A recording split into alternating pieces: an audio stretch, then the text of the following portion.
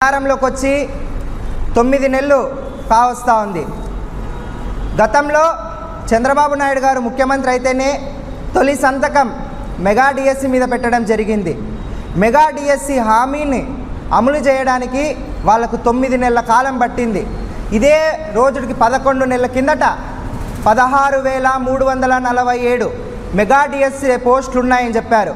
ఈరోజు నిన్నటి రోజున 16,347 నోటిఫికేషన్లు విడుదల చేయడం జరిగింది.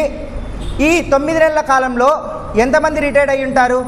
మీకు 6 లక్షల మంది ఈ రాష్ట్రంలో నిరుద్యోగులు ఉన్నప్పటికీ కేవలం 16,000 మెగా డిఎస్సి నోటిఫికేషన్లు విడుదల చేసి ఏ విధంగా నిరుద్యోగులను వంచన చేస్తూ ఉంది ఈ కూటమి ప్రభుత్వం అని మనకు స్పష్టంగా కూడా అర్థమవుతూ ఉంది.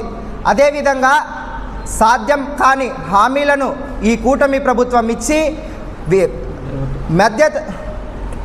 మధ్యతరగతి ప్రజలను మోసం చేస్తూ, విద్యార్థులకు అన్యాయం చేస్తూ, నిరుద్యోగులను వంచన చేస్తూ ఈ కూటమి ప్రభుత్వం సాగుతూ ఉంది. కేవలం వాళ్ళు హామీలు నెరవేర్చకపోగా ఒక్కొక్క హామీ అడిగినప్పటికీ డ్రామాలు ఆడుతూ ఉన్నారు. ఏ విధంగా శ్రీదేవి డ్రామా కంపెనీ అనేది ఏ విధంగా ఉందో మన రాష్ట్రంలో కూటమి డ్రామా కంపెనీ అనేది ఉంది. మోడీ గారు ప్రొడ్యూసరు, చంద్రబాబు నాయుడు గారి డైరెక్షన్లో పవన్ కళ్యాణ్ గారు యాక్టర్గా ఈ కూటమి ప్రభుత్వం డ్రామాలు వేస్తూ ఉంది. పేరు మార్చేసుకోండి, కూటమి మార్చేసేసి విషకూటమి అని పేరు పెట్టుకుంటే కూడా బాగుంటుందని కూడా ఈ కూటమి నాయకులకు తెలియజేస్తూ ఉన్నాను. ఇదా మీరు ఆంధ్రప్రదేశ్ రాష్ట్రానికి చేస్తూ ఉంది? ఎంతో మంచి ఉద్దేశంతో నిరుద్యోగులందరూ కూడా మీకు మీ బర్త్డేకి మిమ్మల్ని ముఖ్యమంత్రిగా గిఫ్ట్ ఇస్తే మీరు కేవలం 16,000 నోటిఫికేషన్లు ఇచ్చి ఏ విధంగా నిరుద్యోగులను మోసం చేస్తూ ఉన్నారో అని కూడా ఈ సందర్భంగా తెలియజేస్తూ ఉన్నాను. ఇదే సందర్భంగా ఇంకో విషయాన్ని కూడా తెలియజేస్తూ ఉన్నాను.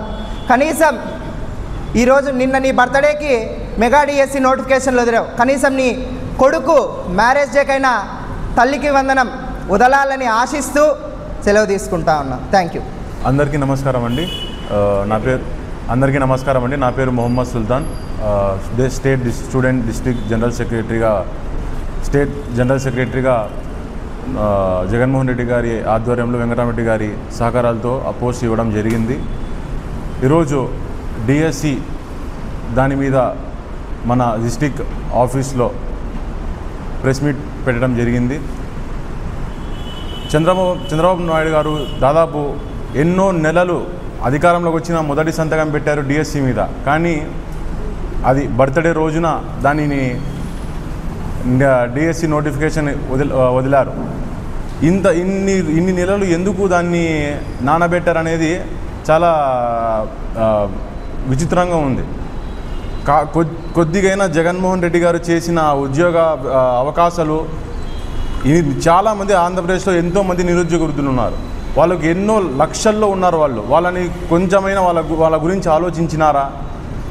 ఏదో మాటపూర్వకంగా చెప్పారు, దాన్ని నెరవేర్చాలని చెప్పి దాని గురించి ఎక్కువ సమస్యలు తీసుకురాకూడదని చెప్పి ఏదో బర్త్డే అది అని చెప్పి నోటిఫికేషన్లో ఇవ్వడం జరిగింది.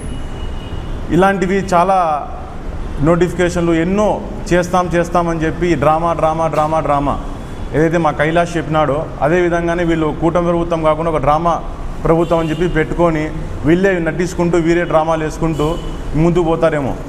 వీళ్ళకు రాష్ట్రం గురించి కావచ్చు, యువత గురించి కావచ్చు కొద్దిగా కూడా అవగాహన లేదు. ఏం జరుగుతుంది రాష్ట్రంలో, యువత ఎలా ఉంది, ఏం జరుగుతుంది, వాళ్ళకి ఏం సమస్యలు ఉన్నాయి, వాళ్ళు ఏ విధంగా ముందు పోవాలా అనే ఆలోచన ఎవరికీ లేదు. మరీ ముఖ్యంగా చంద్రబాబు గారికి లేదు, అతని కొడుకుకి లేదు. ఈ కూటమి ప్రభుత్వాలు ఉన్నాయా, అసలు ప్రభుత్వంలో ఉన్నారా వీళ్ళు అనేది కొద్దిగా ఐడియానే లేదు వీళ్ళకు. ఏం జరుగుతుంది రాష్ట్ర వ్యాప్తంగా, ఉద్యోగ అవకాశాలు ఉన్నాయా లేవా, ఒక రాష్ట్రం ముందుకు పోవాలంటే ఉద్యోగం ఎలా అవసరం, అమౌంట్ని ఏదైతే ట్యాక్స్ రూపంలో కలెక్ట్ చేయాలా, అది మళ్ళీ మనం ప్రభుత్వంలో తీసుకొని వెళ్ళి దాన్ని మొత్తం రాష్ట్ర వ్యాప్తంగా దాన్ని ఖర్చు పెట్టాలా. ఉద్యోగ అవకాశాలు వస్తే మనకు రెవెన్యూ అనేది జనరేట్ అవుతుంది.